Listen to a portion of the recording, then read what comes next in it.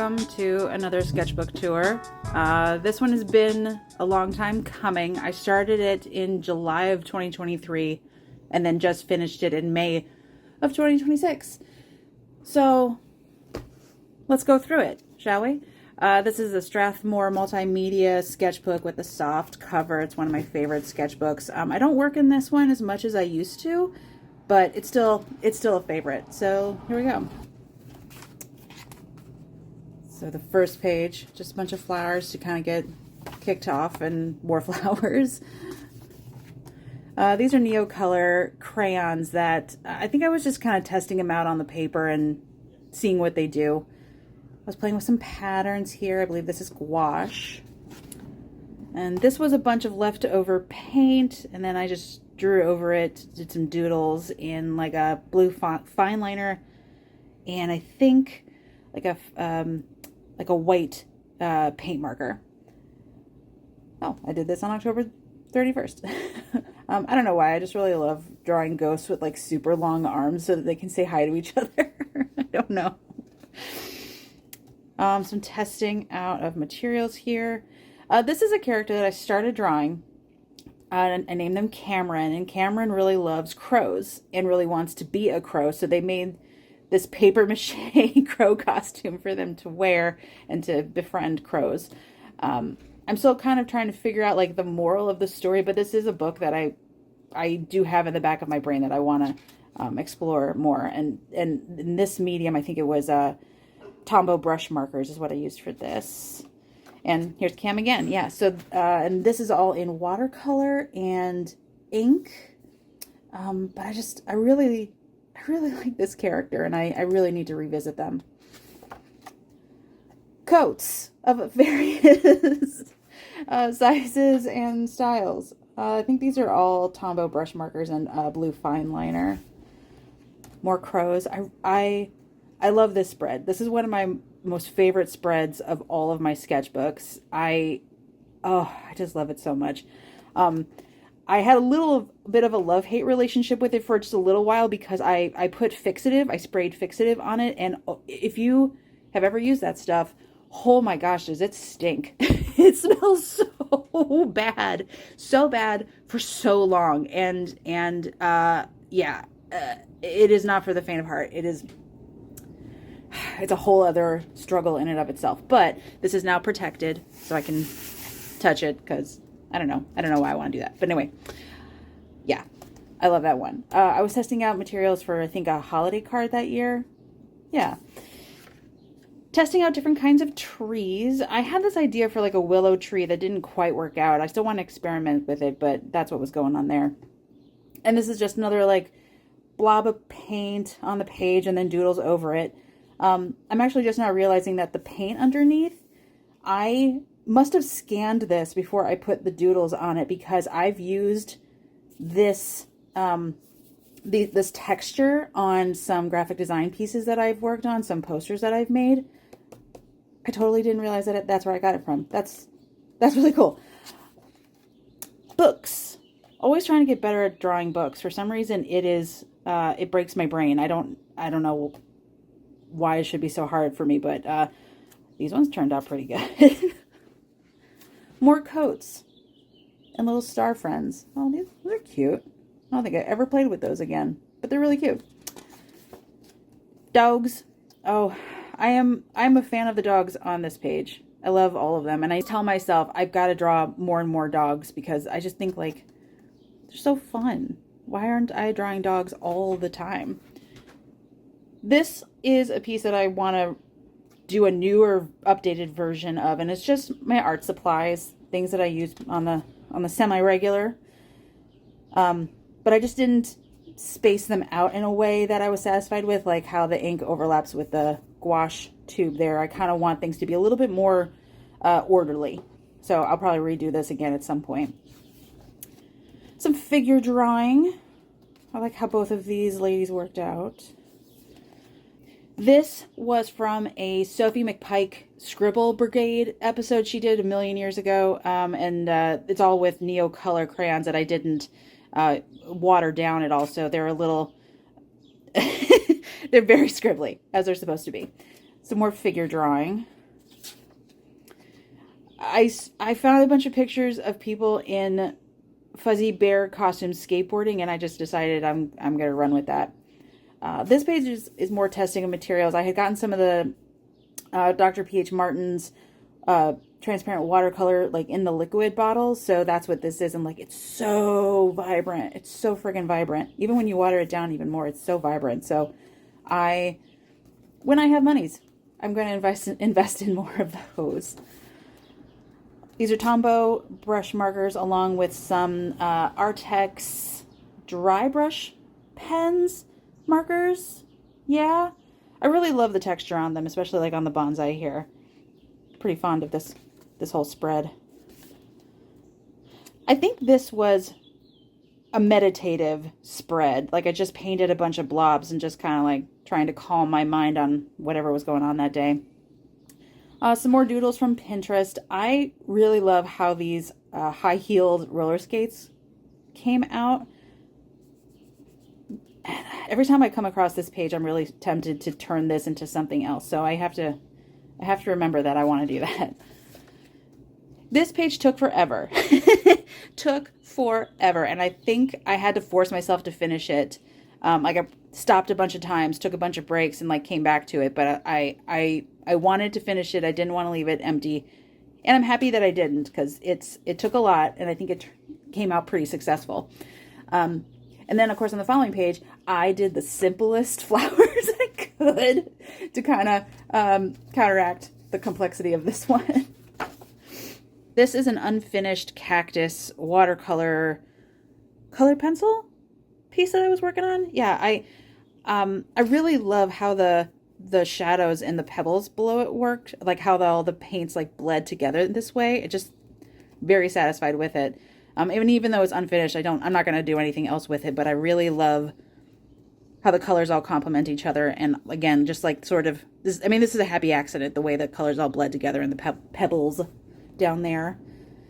This was me testing out different ways of painting a poppy for a fundraiser that I was hosting, where I was going to give away mini paintings of poppies to raise funds for Palestinian families.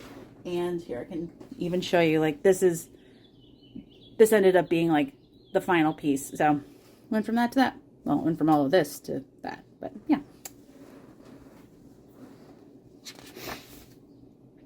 I love drawing trees like this, and I need to do more of them. They are such a happy place for me. Like, this feels very Mary Blair, early Disney sort of landscape tree form to me, and it just makes me really happy and really like calm whenever I see it. So I need to make more. This was a warm-up exercise, just getting myself ready to do some big painting and putting everything together. I think I even made like a Instagram reel of this at one point, of making it all.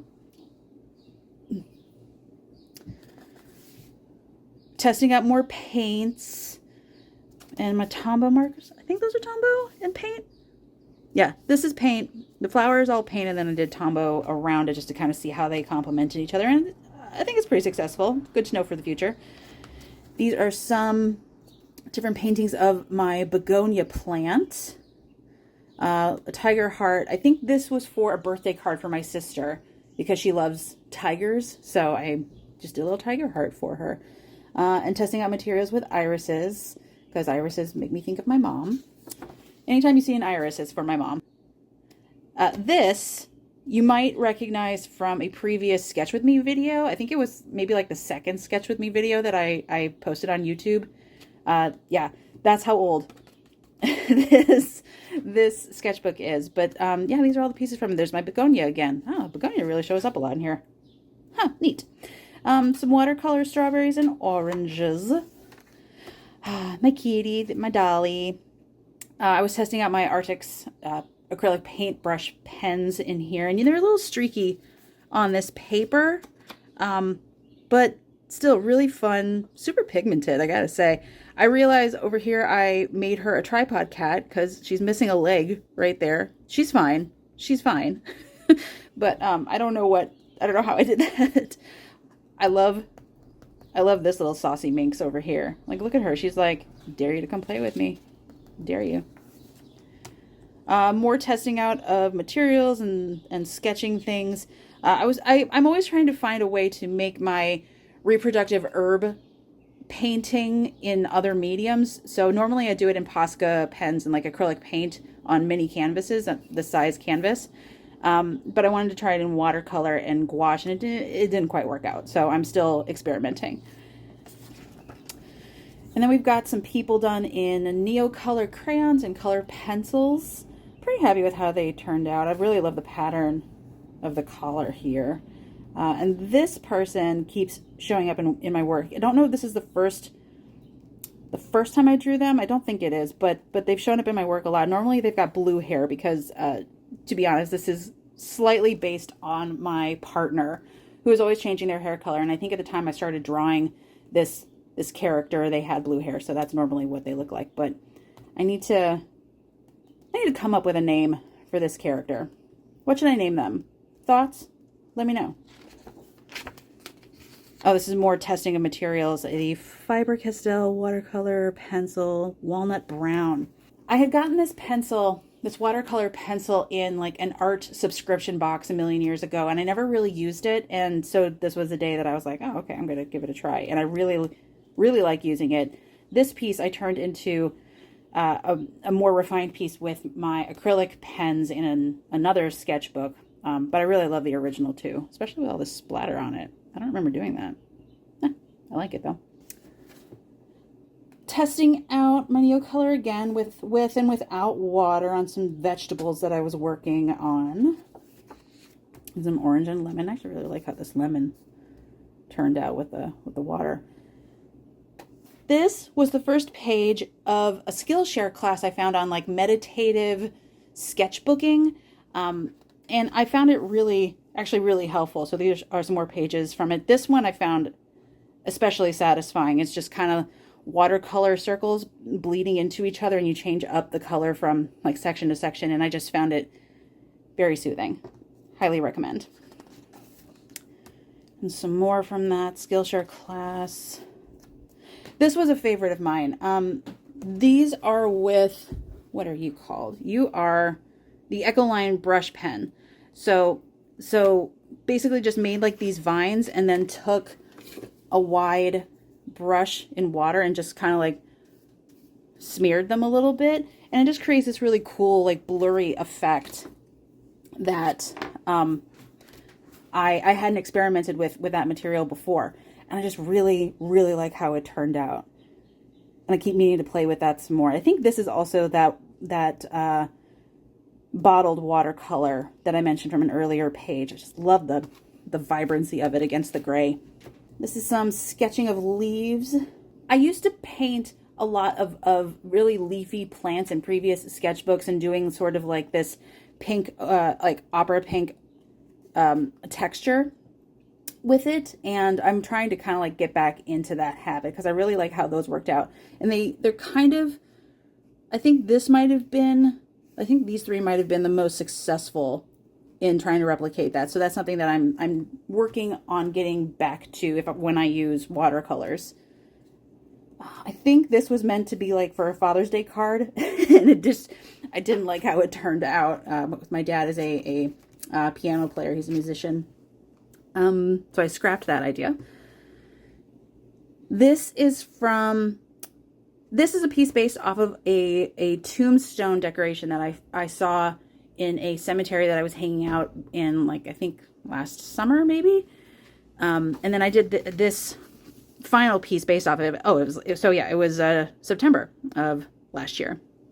And I like the composition. I like the leafiness of it.